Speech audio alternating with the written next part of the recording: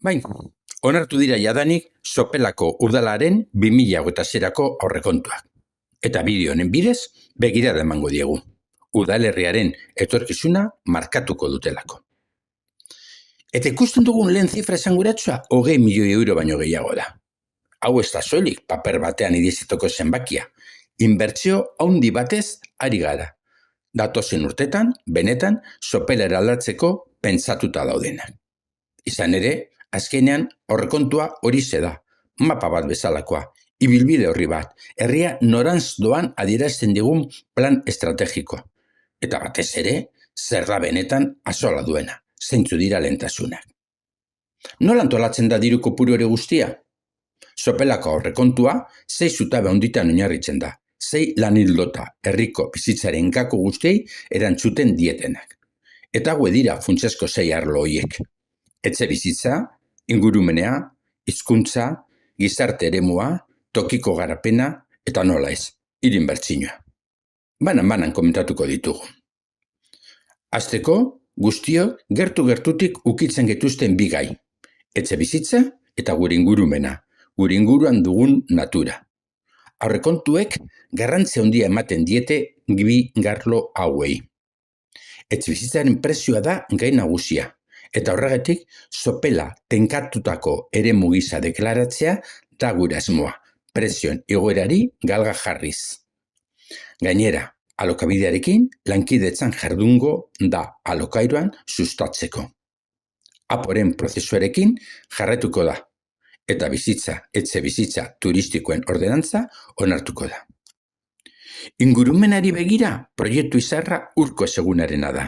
Herriarentzako naturgune berria sortuz.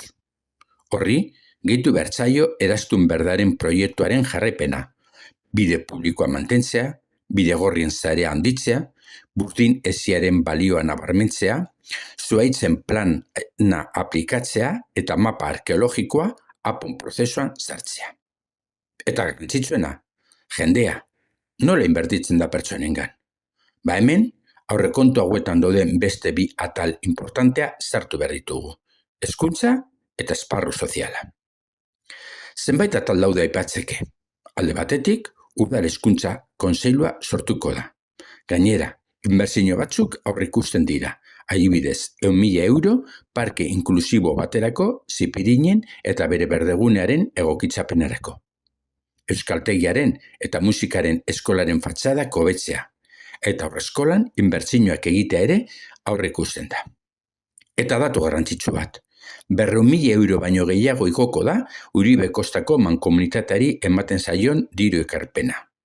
Mankomunitateak kudeatzen baditu gizarte zerbitzuak, berdintasunezkoak, euskarazkoa, jasarrintasunezkoak, ekogune eta konsumoa. Igoera handia beraz.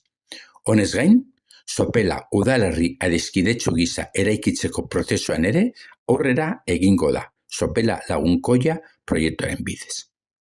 Eta azken bi zutabetara heldu gara, toki garapena eta hiri inbertsioa. Hemen apostua epe luzerako da. Abian jarriko dira bi plan estrategiko. Bat, hemengo ekonomiarentzat, herriarena, eta beste bat, turismo jasangarria bideratzeko. Ongi, oso ongi, plan asko, baina zertan abarituko da hori. Hemen, inbertsioa ditugu, eta horretarako 1.000.000 euro baino gehiago daude. Zertarako?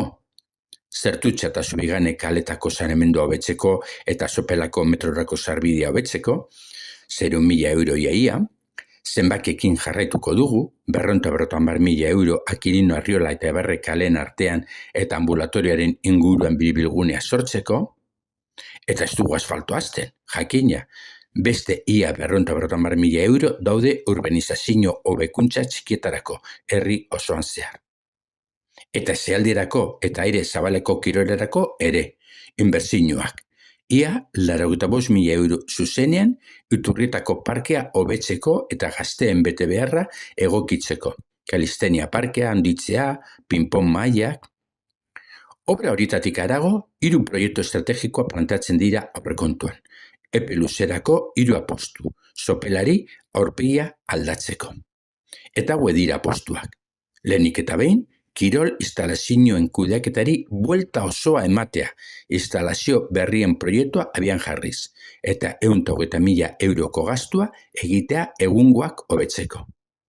Bigarrenik liburutegi berria, egiteko proiektua onartzea, lehiaketara ateratzea eta lizitatzea. Eta hirugarrenik, Urkitxeta plaza berrientzako proiektua onartzea eta bere gauzatze lanak lizitatzea. Puntu honetara iritsita galdera betikoa da. Nondik ateratzen da dirua? Nola ordainduko da hau guztia? Finantza estrategiari begiratuko diogu. Planak hainbat bide kombinatzen ditu. Hau guztia ez dadila paper guztian geratu. Horri, finantzaketa eredu misto esaten zaio. Oso kontzeptu teknikoa eman arren, erraz ulertzen dena.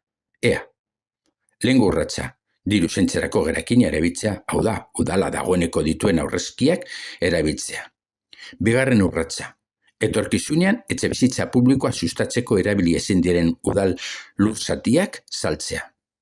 Eta hirugarren urratsa, finantzaketa bilatu kanpoan, diru laguntzen bidez eta mailegu baten bidez.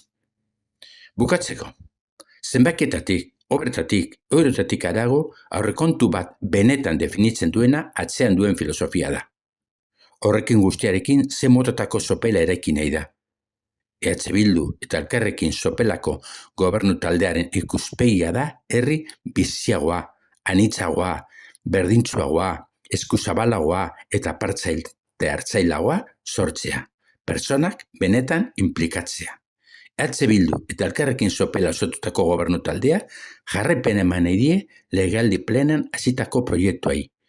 Eta gure lan metodoa herritarren parte hartzea da. Horregatik, eztabaida prozesu parte hartzailea antolatzen jarretuko dugu. Eta parte har dezazuen animatzen zaituztegu.